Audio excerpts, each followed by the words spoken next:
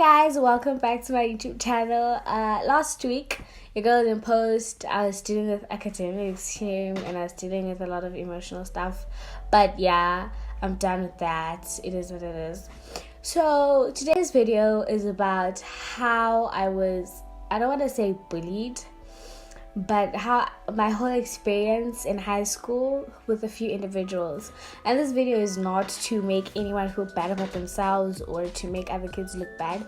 It's just me telling my story about high school, now, because it was high school and it's so insignificant. So well, but yeah, it's like so insignificant now, so I'm just gonna tell my story because it is my story. So initially this was not the video that I was gonna post up. I shot a vlog and once I was done editing the whole video, I just didn't like the content, so I was like, oh, this is so crappy. That also contributed to me just feeling so emotional and sad the whole time. But I decided, let me just come to you guys with something new instead of a tutorial, just to refresh you guys. As an from that tutorial, how not to, yeah. So let me just come with y'all different. So the story can break or kill me, make or break me. Girl, you're English today. Anyways, the story can either... I hesitate to tell the story because Swaziland is too small.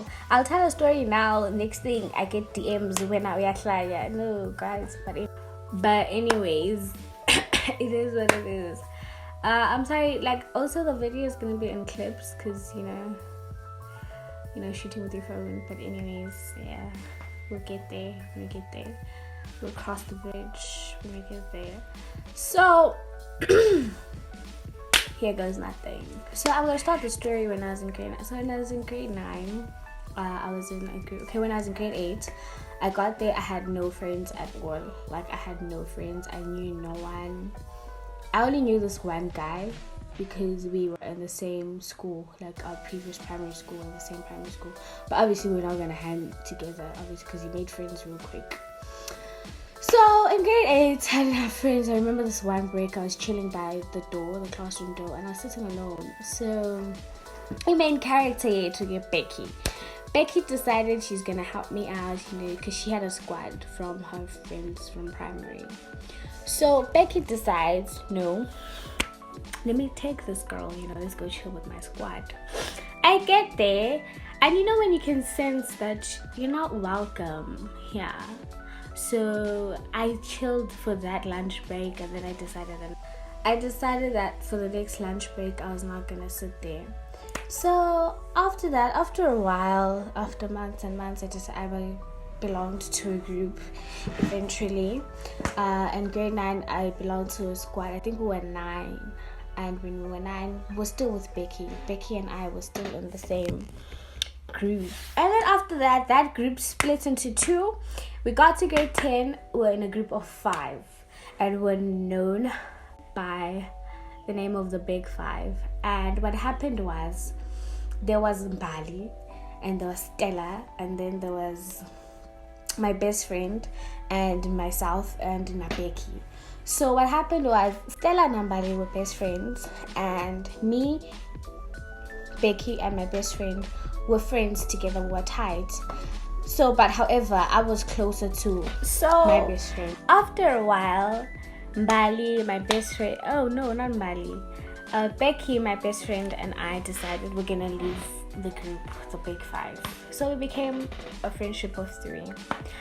And we always did things together, and we're always, we're always tight. It never felt like, for me personally, it never felt like, there's someone that I valued more than the other. It's just that there were certain things that I told, obviously, my best friend, and I couldn't tell Becky because, as people were not the same. So as we got to grade 11, obviously, new people came from other schools and we became friends, and the numbers increased, and we got to a number of, I think, 8 or 9, if I'm not mistaken. And that is where the problems began. That is when everything just went downhill. So I know when I tell the story, people are gonna be like, maybe I exaggerated or anything, but I just want you guys to listen to the story like very deep and vividly, so you can get what I'm trying to say. So I'm gonna explain the type of person Becky is, because Becky is the source of this whole story. Becky is a hypist. She would hype you up. She would hype you you'd feel good about yourself. She wouldn't hype crap. She would even hype things that don't need to be hyped. She would hype it. And she was very true and genuine about her feelings. So as we became a big number, I started sensing some vibes from Becky. Vibes. And the thing is with vibes don't lie. They don't lie. So, when... I don't know where to start. When someone treats you different from the rest of the people in the circle, and you can see it, but then you don't want to say anything because you don't want to look like you were the one who's desperate for her attention or that type of stuff. So what would happen was, this festival and won, and I got most valuable player, but then it was shared with some other girl who was in a lower grade as me. So, as I said, Becky is hypist. Like I said, she's the hype queen. So, break time comes. Obviously, they've announced good to be won, and I was the most valuable player, what, with the girl assembly. So, break time comes, we're chilling as a squad. And I feel like this was the moment when I realized, Becky. Because there were other jabs before this, but then I always let it slide. But then, I was like, Becky? No, Bex, no. So, we're chilling as a squad, really. We're talking about the netball tournament, who we saw, whose ex we saw, whose nigga we saw. And then, obviously, they're like, oh, my friend, we're happy for you that you got most valuable player, you deserved it, Time get Becky. Becky's like, oh yeah, but the girl who also got it, because she's quiet the whole time, they're hyping me. And I'm looking, and I'm like, Becky. And Becky's like, oh yeah, but the girl also got it, she deserved it. And I'm like, but Bex. In my head, I'm like, but Bex, this is my moment. And Becky would always, she always had spiciness in her. And even with CVs and stuff, because I noticed the slightest things. Obviously, I'm not saying I was a fashionista in high school. But for the person that she was, because of the type of person she was, what would happen was, if Becky complimented me, there'd always be a side but. It would be like, oh my god, you look so nice, but your shoes, friend. Or, oh my god, but in Yani. And then I was like, okay, maybe it's in my head. And then I reached out to a few friends. I was like, dude, I don't know if y'all are noticing. And it wasn't out of Gucci I want them to turn against her, but then it was just me being concerned Gucci how and then of befriending, I don't want to say, befriending people, guys that I had a thing with. So if let's say I dated someone and then would break up, all of a sudden Becky would now become so close to them. And I remember this one time I broke up with this guy, and then she'd go for my lunch with him, and I was like, oh, okay. And quite recently, when I had this little thing that happened, she became her, and the ex nigga became mommy and son, and I was so confused. I was just confused. But yeah, and then also with friendships that I had, if I had a fight, or if I had a dispute with a friend, that I stopped being friends with that person, or once I had a drama that was brewing between the two of us with that individual, all of a sudden she just became best friends with that person, which was also for me. But then I was just also I'm not gonna nag that. So honestly, then there was this one time where I was this happens this happens already in the squad or whatever. People are now divided because the tension that grew between me and Becky, it caused the whole squad, I don't know, to erupt, because people felt like they needed to choose a side. They needed to pick a side. And for me, it was honestly like, I never thought it was that serious, but then I realized later on that it was quite serious. So that time, I had my own friends and Becky had her own friends. The squad of 9 had divided now. So I had dealt with this guy starting James. Me and James didn't really last long, but then it was like I was dealing with her. So however, she wants to hook up her friend on her side, not James. And she keeps coming to me and she's asking me about James, and I'm thinking, why are you asking me about James? Because James is a thing of the past. So maybe for her it was a thing. You could see maybe she still has a thing for James. So if I hook up James, I don't know, Natessa, then she'll feel some pain or something. And I was like, dude. And then I found out later on that she was doing that, and then I was just like, anyways. And honestly, it became, for me, it just became, I thought it was just jabs, but then it became worse when she started turning people against me.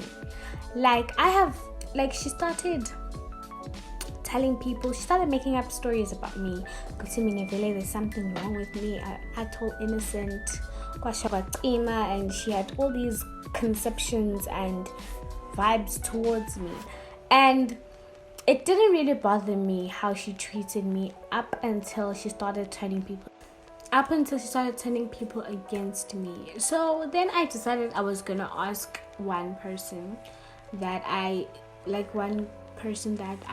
confided in. She was much older, she was closer to me, and she was also closer to Becky. So then I decided to confide in her, and I was like, dude, I don't know what I did to her, but I feel like she has these vibes towards me. And honestly, me asking her was a way of me trying to mend things and maybe find out if exactly I did anything wrong to Becky for her to just feel like this towards me. However, when the person that I confided in went to confront Becky about the situation, Becky took it as if I was going to people and I was telling people, she's so and so and so and so. But initially it wasn't a thing. I wanted people to hate her or to see her in the light that I. So Becky took it as that, and she came and she confronted me, and she was like, what? And then I feel like that's when she poured out to her. She was like, first of all, you like to brag. And I was like, what exactly do I brag about? And her story did not make sense to me. It didn't make sense. And it became really, really toxic because now Becky's the type of person that can convince you. She's very convincing. She's very good in her speech. She can talk and she can convince you. So she went around convincing people that I'm this and that and that and this. And I even got to a point where I lost all the close people that I had. And I even lost my best friend for a while because she had told my best friend she had told my best friend all these crazy things, all these wild things, and it became very bad because as a group, obviously, we have a WhatsApp group. As squads, you'll have a WhatsApp group where you talk about other kids and gossip and you send memes and all of that. So I decided I was going to leave the group because apparently I was no longer part of the crew anymore. So I was back to square one. I was alone. Once I left the group, there was my one friend that stayed in the group. And once I just, when you leave the group, it says so and so has left the group. Once I had left the group, people just started pouring out their hearts. I'm this, I'm that, I'm this. It was so much hurtful stuff, stuff that I'd opened up to people about, because I thought we were a crew and we were a friend. And once I left that group, it was a mess. It was a mess. And I found out about those things because I had this one friend of mine who was still a friend of mine because she felt no, there's something wrong, something dodgy about the stories. So she sent me the screenshots and I read. and I read, and I remember it was during the weekend, and it was, oh my god, it was during the weekend, and it was, I remember crying that day, and I remember crying, and I was like, I don't understand what it is that, because I knew that they were not themselves. I knew that they were under influence of someone. You can't just wake up one day and decide, I don't want to be your friend, because no, they were under some sort of influence, and I knew exactly who had influenced them, and it became so sad. And I know people be like, I'll already be depressed about that, but then it became so bad to a point, you know, when you walk into a classroom and then people just start laughing for no reason, and you can't even walk, like you can't even do anything. You can't even present a speech in class because they always had something to say. And at that point, I had no friends. I had one friend left, and everyone else literally sided with her. And I was just so confused. I was like, I don't understand what it is that I've done to her. I don't care that everyone has sided with her, but what is it that I have done to her? Because I don't recall having anything that belongs to her. Her and I are two different people. We are talented on two different standards. She does poetry, she sings, and she does all of that. I play sports. We don't meet. I went there like a slangani on anything. Academically, we do different subjects. Like there is no way where we feel like we are just not on the same page at all. And I was confused, and I hated it. Even got to a point where I just hated going to school, because literally everyone in class, and I felt like, not literally everyone, but like most people in class, just made me feel like I was the crazy person, and there was something seriously wrong with me. And I remember being depressed, and there were days where I literally just didn't want to go to school because so it just became really bad, and I didn't want to go to school. I remember there was a time where I just never ate. It was really, really bad, and because it hurt for me, because this was someone that I considered to be a friend, and I really valued her, because despite all the craziness that she had and all of the evil parts that she did have, she was a genuine person. She was funny, and you know, she had these great characteristics. However, I never understood, and I spoke to my mom, and my mom said to me, you know, this person clearly just doesn't like you. It's a natural thing. It's either your presence disgusts her, and just looking at you, just you being you, disgusts her, or even when you open your mouth and you're but and that's not, she's not wrong for that, because as people, we're not entitled to liking every single person we meet in life. Where she is wrong is when now she wants to recruit people. She wants people to join her in her disliking me, because it got to a point that even if I started a new friendship with someone else and I built a little friendship, then she'd want to, I don't want to say take that away from me, but like she'd now become closer with that person. And like I was like, dude, umfuna ini like yini. And then I was just messy and messy. But because, guys, and I remember I prayed to God. And that's the thing, guys. Once you mistreat other people, and these people are prayerful people, it becomes messy. So I remember praying to God this one day. I was at church first, and I was like, hey God, and I'm praying to God. I'm like, in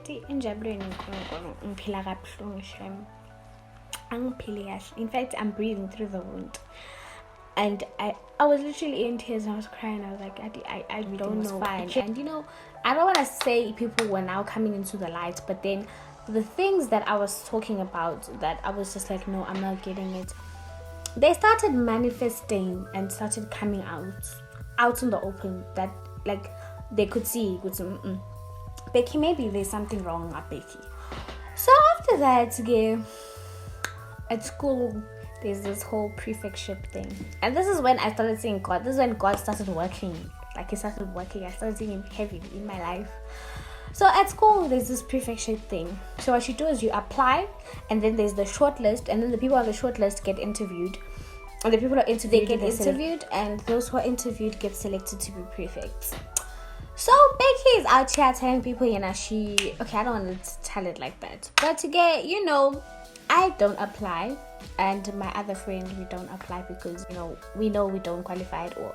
However, my best friend decided she's going to apply. And then one day we're chilling, my friend, we're laughing, and we're like, yo, go and apply, Pella friend, go and apply. But she's like, oh guys, I'm scared. And then we're laughing, because why is she scared? Because she knows she's going to be a prefect.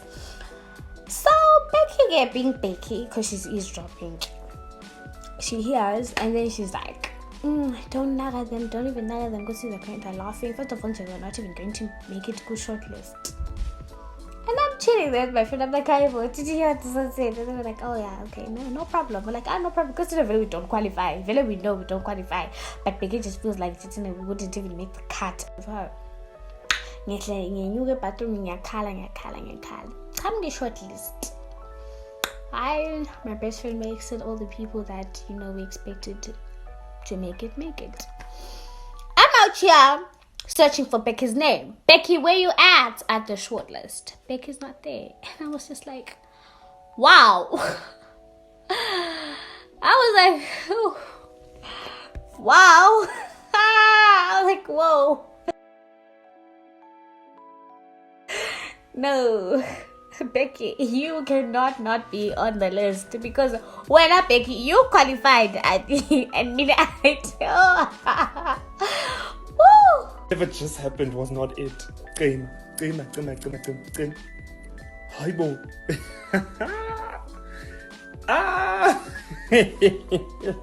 So yeah, then after that it became another thing.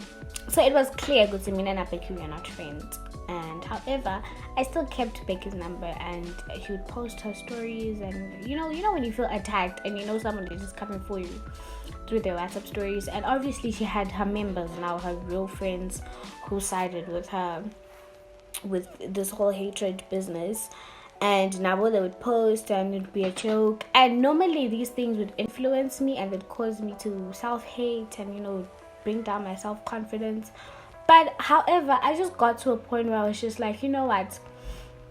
She has her reasons of not liking me, and she's entitled to that. However, how she feels about me is not my business, and I should not be affected by it. So what I did is I blocked all of their numbers, and I blocked everyone, honestly. And in some other situations, because someone doesn't like you, it doesn't mean there's something wrong with you. Because for me, even when there was a time where I just got over the whole situation, I was like, you know what, it's getting tiring. Becky still went out and told people that there's something wrong with me, and they should keep an eye on me and see like something.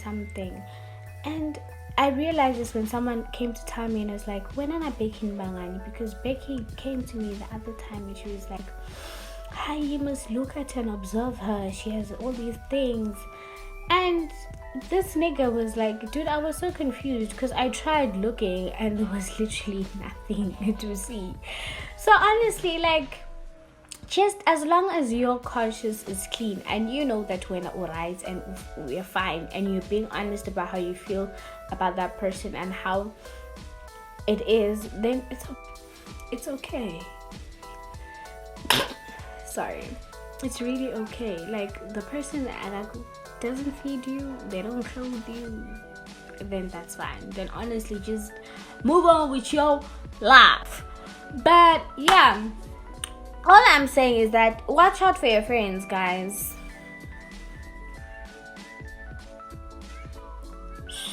Watch out for your friends. Your friends. Watch out for them, and just make sure that your friends are your friends and it's not a one-sided relationship. And yeah, and I told this story because obviously it's my story, and also, like, in as much as I'd be like, I the way I was bullied in high school, it still affects me till today. You know, there are always after effects of how you were treated in high school. So thank you so much, guys, for tuning in to my YouTube channel once again. I hope my story was worth it, and yeah, I might do another story time in another lifetime, but yeah, it is what it is. And just be kind, guys, to one another. I know my tapas was a distraction the whole time. But yeah, your girl is really trying, guys. I even tried you guys in the intro there. The standard. But yeah, thank you guys for your love and support. And don't forget to subscribe, like, comment, and share. I love you all. See you next time on Fat Tales. My wig has just been a muffin the whole time.